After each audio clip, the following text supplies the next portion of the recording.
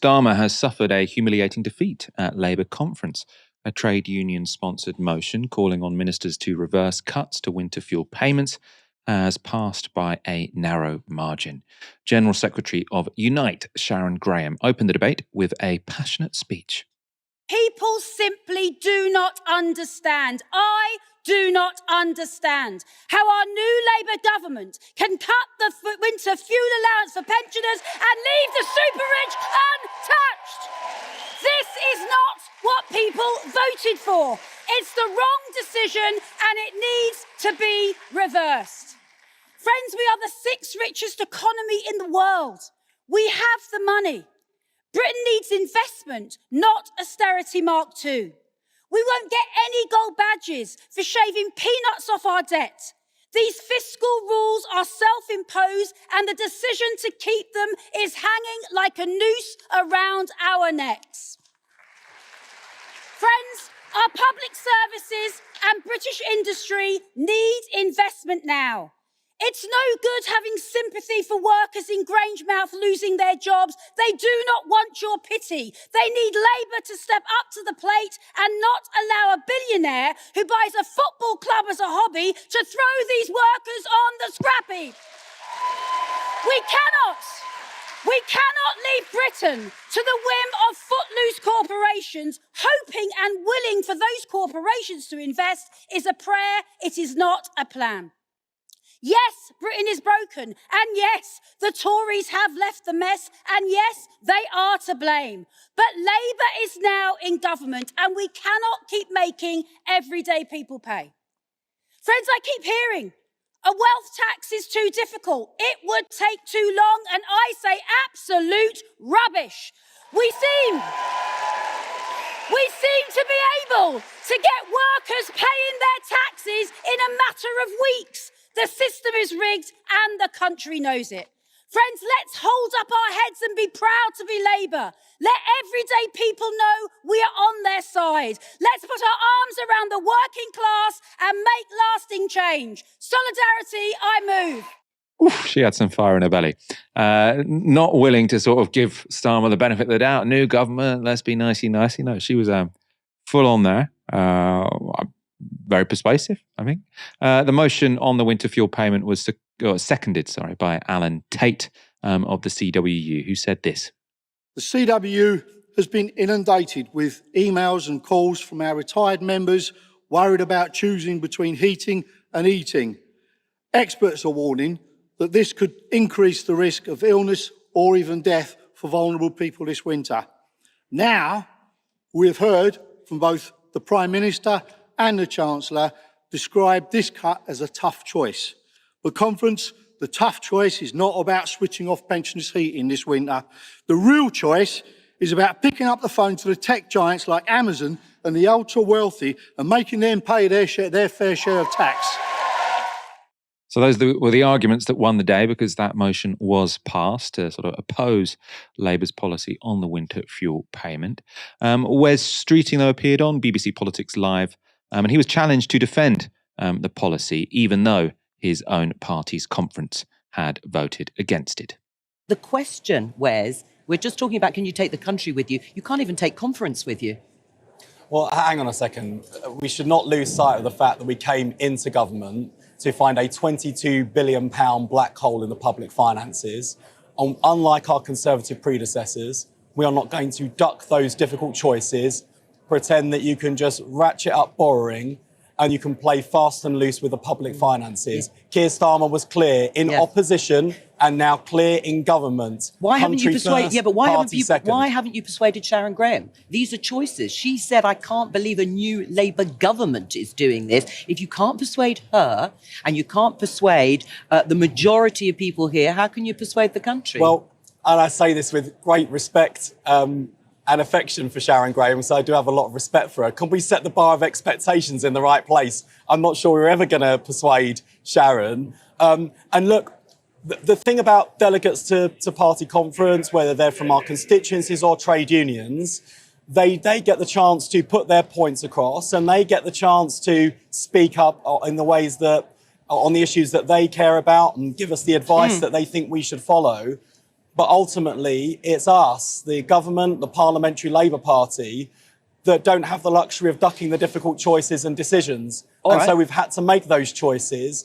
And let me tell you, people would not thank us if we ducked the difficult decisions and then the country paid a much heavier price down the road. Liam. That's where the Conservatives took us. We're not going back there again. The really strange thing of all of this is that they've made such a big deal out of the winter fuel payment, as in, because Rachel Reeves almost offered it as a sacrifice to the market. She said, you can tell that we're serious because we're going to punish pensioners. And the markets didn't care. Like, the Financial Times, all of these papers, when they speak to these market experts, they say, we didn't really need her to do that, right? It's 1.4 billion pounds or whatever. Everyone seems to have quite a lot of faith that Rachel Reeves isn't someone who's just really desperate to splurge loads of cash on stuff. If anything, she sounds actually more fiscally conservative than, I suppose, the IMF and the OECD at the moment, right? I don't think Labour have in any way spooked the markets, but by sort of putting forward this sacrificial lamb, they've definitely spooked the public. Like, it's backfired so fundamentally. Of course, the motion itself, passing at conference, it doesn't have any direct impact on government policy. The government are free to ignore it, as we kind of assume they will. If they're thinking, though, this is just a bunch of delegates at conference, they're all lefties like Sharon Graham who wouldn't like us anyway, well, they would be wrong. Here's what Canterbury MP Rosie Duffield had to say. I'm glad the Labour Party conference and CWU News have voted to keep the winter fuel allowance. Our party was created to protect the most vulnerable, and today it has determined that it must never step back from that mandate. I trust the government can now keep our pensioners safe and warm. And so I suppose Rosie Duffield there suggesting that maybe they will change course. I suppose they might come up with something. I don't think they will do a U-turn, because that would, politicians don't like doing U-turns, especially this early in a government. The Greens, as you'd imagine, have taken the opportunity to capitalise on Labour's internal divisions, releasing a statement in support of the trade union motion. Co-leader of the Green Party, Carla Denyer, said this: today's vote at Labour Party conference leaves Labour ministers out in the cold. There is a groundswell of support from opposition parties, unions, many Labour MPs, health workers, disability groups, charities supporting pensioners, as well as others, for ensuring millions of pensioners keep warm this winter. Targeting some of the most vulnerable to fix a supposed black hole in the public finances is cruel and unnecessary. There is another way, a fairer way, as the successful motion by Unite makes clear. Taxing multimillionaires and billionaires a little more would not only easily cover the cost of winter fuel payments for all pensioners, but also generate additional funds for much needed investment in our health and social care services. I'm joined now by Helena, aka No Justice MTG. I think it's pretty clear for all to see that Labour's winter fuel policy has well and truly backfired. Does this conference motion passing change anything? Does it add to that, or do you think this is just one more voice of dissent against Labour's decision and it won't make much difference? We have seen essentially for the last 4 years, both members, regular members who voted to pass this motion, and the unions that tabled this motion at the conference have entirely been sidelined when it comes to actually setting policy in terms of where Labour go in terms of when they're in the government. Like at the National Policy Forum meeting, trade union representatives from GMB and Unite literally stormed out of the lunch after having to get beaten down by the Starmer Politburo on policies around workers' rights and things like that. So the idea that a motion at conference, when people who are close to the Labour Party in lobbying documents describe the membership as being seen as a problem to be managed rather than people to be welcomed, shows you that I really don't think they're going to take this motion and care about it at all. What is funny, though, is that they actually deliberately tried to schedule the vote and the motion discussion in like the graveyard slot right at the end. And that was supposed to be to hide it from the rest of the conference. But all it did was meant that it was the last thing that got reported on. So it took up a bunch of media time that it wouldn't have done if they'd held it at a different time. Another win for the Labour communications team, which seems to be taking L after L for the last however many weeks now, and just shows you they're not quite as politically, strategically well-minded as you might think. What I do find interesting as well, though, is that hopefully this gives a lot of the right-wingers who have been also as rightfully aggrieved over this policy means test over the winter fuel payment, if they might give them a little bit of time to have some introspection on this, in the we had people like Mel Stride, as we saw a few weeks ago, talking about Labour need to look into their conscience to know this is terrible, whilst also supporting heinous welfare cuts, elsewhere in the budget. And of course, a bunch of the right-wingers and the people who are voted Conservative, who are in the over 65 group, which the plurality of them did in 2024 and the majority did in 2019 and 2017, might look at themselves and go, well, hang on a minute. If we're mad about this welfare payment being cut, maybe we should have been mad about all of those other welfare payments that got cut, which we wholeheartedly supported when that was happening. Looking now and seeing, well, actually, the people who've had a consistent position on welfare cuts being bad, which they haven't had, it's not the Conservatives, it's not Reform UK,